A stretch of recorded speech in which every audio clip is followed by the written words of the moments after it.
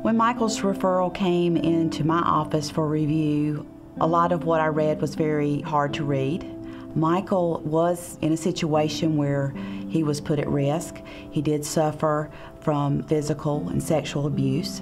But one of the things that stands out in Michael's case, as I realized in reading his story, is that this young boy did not grow up learning how to play, learning how to be a normal kid.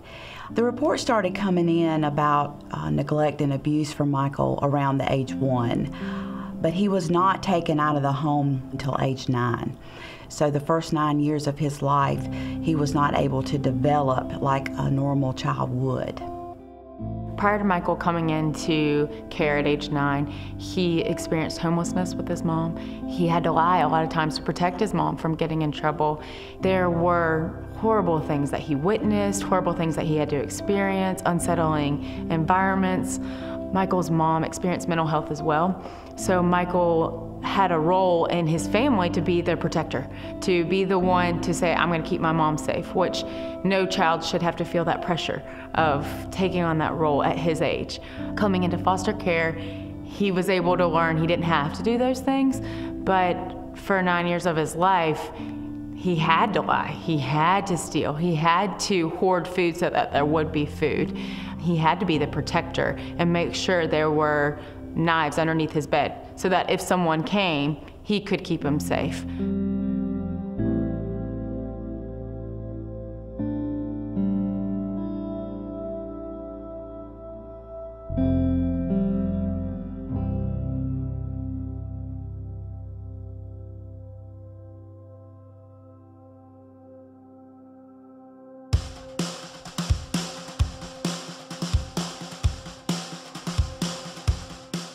Wendy and Steve Hall presented themselves as a family that had put a lot of thought into sharing their home with another child. So we knew from the beginning that they were going to be a family that Thompson wanted to align with. I will not forget how you loved me and how you've known me better than anyone. We looked around a lot of different ways and options and felt like Thompson Child and Family Focus was the agency and the method that we needed to use in order to get the most support.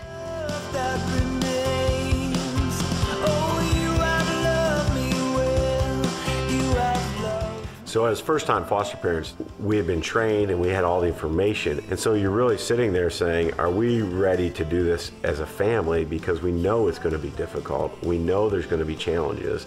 But we really got a sense that Michael was a kid that could fit into our family and that we could work with and live and be together with. And at that point we knew that if we were going to be foster parents, that Michael would be our first child. I will not forget how you shine.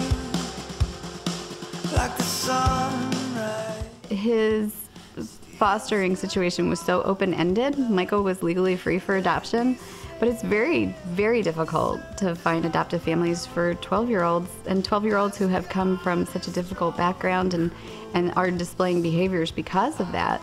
So going into fostering without the intention of adoption and knowing that that was the part that we were called to do, was to help a child heal and help a child grow and mature and prepare them for whatever their next step would be. We didn't know how long he would be with us, but we knew we had to give him the best every day that we had.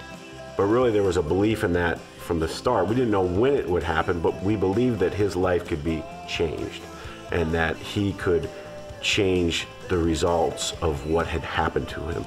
He had a strong desire to get better.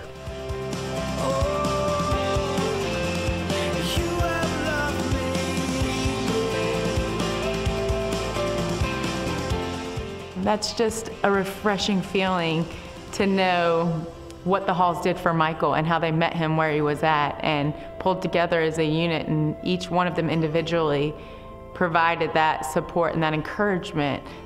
They never gave up on him.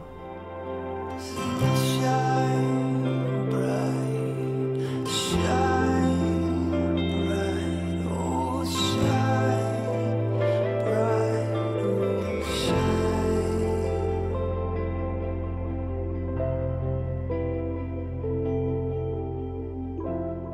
When I saw David's home study, I was completely overwhelmed because I sat there and I thought, oh my gosh, I want this man to be Michael's dad. And I was just totally overwhelmed. It was really just an awesome thing to see everything that I think Michael should have in a forever family written down on paper. Like, exactly. If I could have written what I wanted in Michael's dad, it would have been David's home study. And so we're just beyond thrilled that Michael has this opportunity to not only be adopted, but to be adopted into what we consider the ideal situation for him.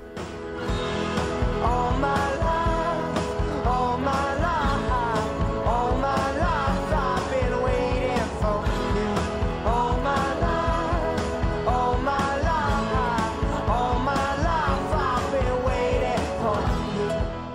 I was looking at children in other areas in other states and across the country, but then I found Michael's story, and it was like immediately I knew that this was the boy. I can't really explain it, but it really touched me and I felt called to it.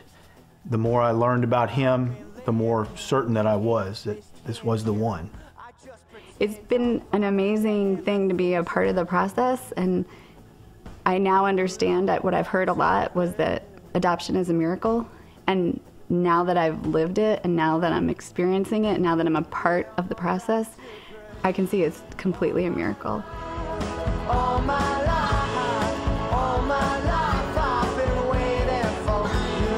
All my life, all my life, all my life I've been waiting for you. What's touched me the most about Michael is just his interest in moving forward and understanding what he's been through and where he can go in his life.